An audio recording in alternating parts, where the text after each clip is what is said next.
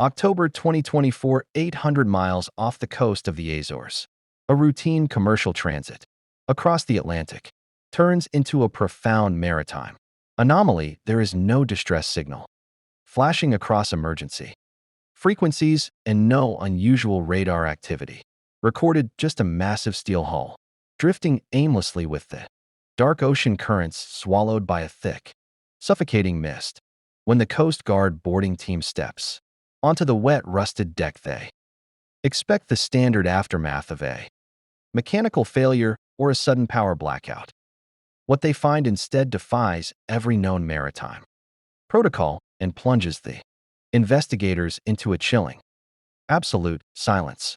Walking into the ship's primary bridge, the environment feels frozen in time. Everything is functioning perfectly. The engines are operational, fuel tanks remain half full, and navigation systems are online, humming. In the dark, coffee cups sit untouched on the control panel, and the captain's chair remains empty. Facing the foggy glass window, on a dark wooden desk nearby, the official logbook lies wide open. A closer look reveals precise entries recorded up until 48 hours ago. Then the handwriting stops, cutting off abruptly, right in the middle of a routine sentence. There is no mention of bad weather or orders to abandon ship, just an unexplainable sudden silence. To comprehend what transpired in the heart of the ocean, investigators had to retrace the vessel's journey, a strategic route that began in a secure European port, destined for the Americas. Every ghost ship leaves a paper trail, and this voyage began with an unusual, heavily guarded cargo manifest. 6 days prior to its discovery, the vessel was loaded under strict security protocols, while the official manifest presented to customs-listed standard industrial machinery. The unofficial reality hidden beneath the paperwork was far more complex and dangerous. Intelligence leaks later surfaced, revealing that the ship was secretly transporting highly classified technological components, strategic assets that certain global entities simply could not allow to cross the Atlantic Ocean.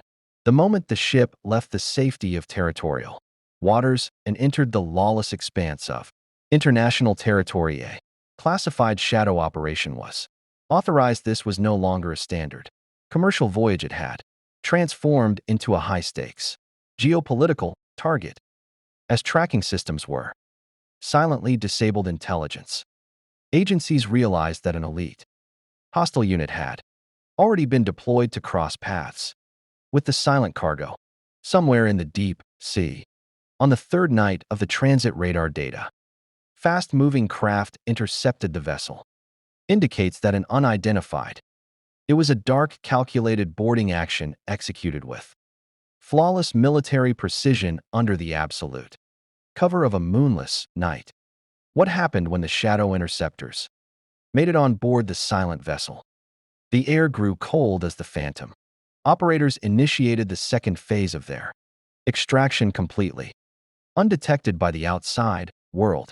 Faceless figures clad in all black tactical gear and oxygen masks silently moved through the narrow industrial corridors of the cargo ship, holding silenced weapons lowered with clinical precision. Inside the ship's main kitchen, under the eerie, flickering yellow emergency lights, dinner was prepared, but never eaten. Plates were set on the table, completely undisturbed, indicating the crew was taken entirely by surprise, or they knew instantly that compliance was their only choice for survival.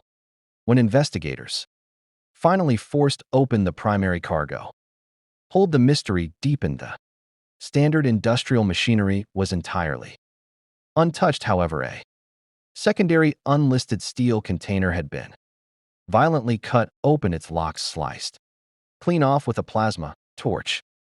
Satellite tracking data later picked up a secondary stealth radar signature, rapidly fleeing the area at high speed, heading directly toward a remote region known for unregistered private airstrips. A crew of 22 experienced professional mariners cannot simply vanish from the face of the Earth without a single trace unless someone with immense global power ensures they are systematically erased from existence. Inside the empty crew quarters, personal effects, international passports, wallets, and family photos were all left behind on the bunk beds. The crew didn't pack their bags and they didn't flee, they were simply removed. Back at the shipping company's corporate headquarters, the digital paper trail began to rapidly evaporate within mere hours of the discovery. The digital profiles and employment contracts of the crew members were completely deleted from maritime databases. It was a flawless synchronized data wipe, executed across international servers, turning 22 living, breathing men into nameless ghosts before the public even knew the vessel had been found. Intelligence analysts strongly suspect the captured crew was transferred to an unmarked private aircraft flown to a black site location where international laws hold absolutely no jurisdiction, who possessed the immense geopolitical power and the cold motive to pull off an extraction of this magnitude. The answer lies deep within the dark corporate shadows. Three massive multinational corporations were aggressively competing for the exclusive deep sea mining rights in the exact ocean zone the ship was crossing. The stolen cargo held the absolute key to winning that multi-trillion-dollar contract. It was a specialized, highly classified deep-sea sonar array capable of mapping rare earth minerals buried deep within the ocean floor. Whoever controlled that array controlled the future of global energy and technological dominance. When international courts later attempted to launch a formal investigation into the incident, they were instantly met with an impenetrable wall of state-sanctioned non-disclosure agreements and national security blockades. The Grand Maritime case was due to a deliberate lack of jurisdiction. The ship belonged to a shell company registered in Panama, carrying cargo owned by a Swiss entity and intercepted in international waters. Within weeks of its recovery, the ghost ship was quietly sold to a remote shipbreaking yard in South Asia. Its thick steel hull was completely melted down, erasing the physical crime scene and the remaining evidence forever. The 22 crew members were officially declared lost at sea. No bodies were ever recovered, no physical traces were found, and no public funerals were ever held.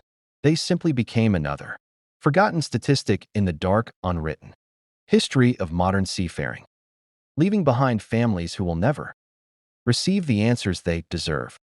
Today, the classified file remains open only in the deepest shadows of the internet, a chilling reminder that in the global ocean, true power can make anything and anyone disappear.